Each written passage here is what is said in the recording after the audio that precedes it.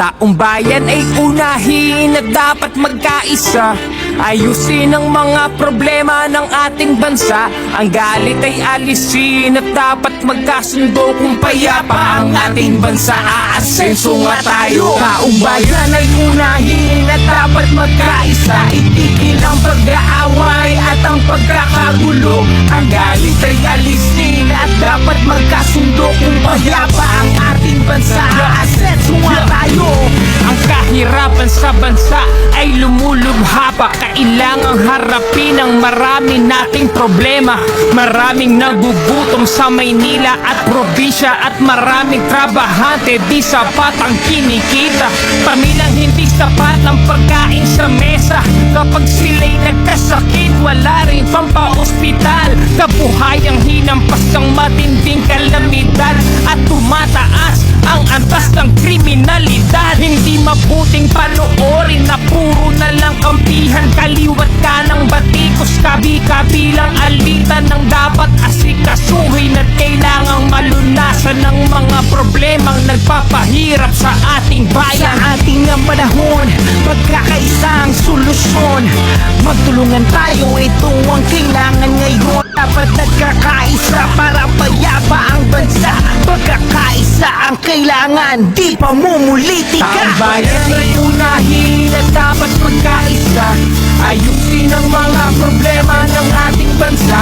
Ang galit ay alisin at dapat magkasundo. Kung payapa ang ating bansa, aasenso nga tayo. Taong bayan ay unahin at dapat magkaisa. Itigil ang pag-aaway at ang pagkakagulo. Ang galit ay alisin at dapat magkasundo. Kung payapa ang ating bansa, aasenso nga tayo. Sana po ay pansinin itong aming sinasabi. Kapayapaan, ito ang nais namin na mangyari. Dahil problema ng bayan ay napakarami. Itigil ang bangayan at pagkakahaba-habahagi. Ang bansa ay payapa Kapag hindi bahabahagi, ang bansa ay masaya. kapag walang kampi-kampi, Ang bansa ay uunlad. kapag hindi kanya-kanya, pagkakaisa, ito ang dapat nating magawa. Panahon na para harapin mga problema ng bansa.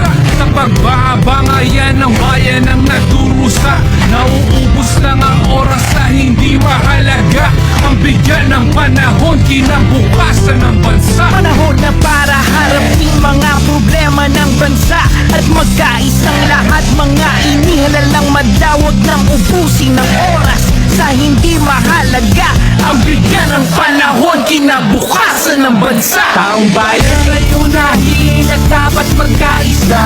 Ayusin ang mga problema ng ating bansa. Ang galit ay alisin at dapat magkasundo. Kung payapa ang ating bansa, aasenso nga tayo. Taong bayan ay unahin at dapat magkaisa. Itigil ang pag-aaway at ang pagkakagulo. Ang galit ay alisin at dapat magkasundo. Kung payapa ang ating bansa, aasenso nga tayo. Ang bigyan ng panahon, kinabukasan ng bansa. Taong bayan ay unahin at dapat magkaisa.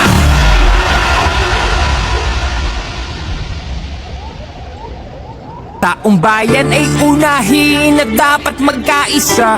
Ayusin ang mga problema ng ating bansa. Ang galit ay alisin at dapat magkasundo. Kung payapa ang ating bansa, aasenso nga tayo. Taong bayan ay unahin at dapat magkaisa. Itigil ang pag-aaway at ang pagkakagulo. Ang galit ay alisin at dapat magkasundo. Kung payapa ang ating bansa, aasenso nga tayo. Ang kahirapan sa bansa ay lumulubha pa. Kailangang harapin ang marami nating problema. Maraming nagugutom sa Maynila at probinsya, at maraming trabahante di sapat ang kinikita. Pamilyang hindi sapat ang pagkain sa mesa. Kapag sila'y nagkasakit, wala rin pampa-ospital. Kabuhayang hinampas ng matinding kalamidad, at tumataas ang antas ng kriminalidad. Hindi mabuting panoorin na puro na lang kampihan. Kaliwat ka ng batikos, kabi-kabilang alitan ng dapat asikasuhin. nagpapahirap sa ating bayan. Sa ating ang panahon, pagkakaisa ang solusyon. Magtulungan tayo, ito ang kailangan ngayon. Dapat nagkakaisa para payapa ang bansa. Pagkakaisa ang kailangan, di pa mumulitika. Taong bayan ay unahin at dapat magkaisa. Ayusin ang mga problema ng ating bansa. Ang galit ay alisin at dapat magkasundo. Kung mayapa ang ating bansa, aasenso nga tayo. Taong bayan ay unahin at dapat magkaisa. Itigil ang pag-aaway at ang pagkakagulo.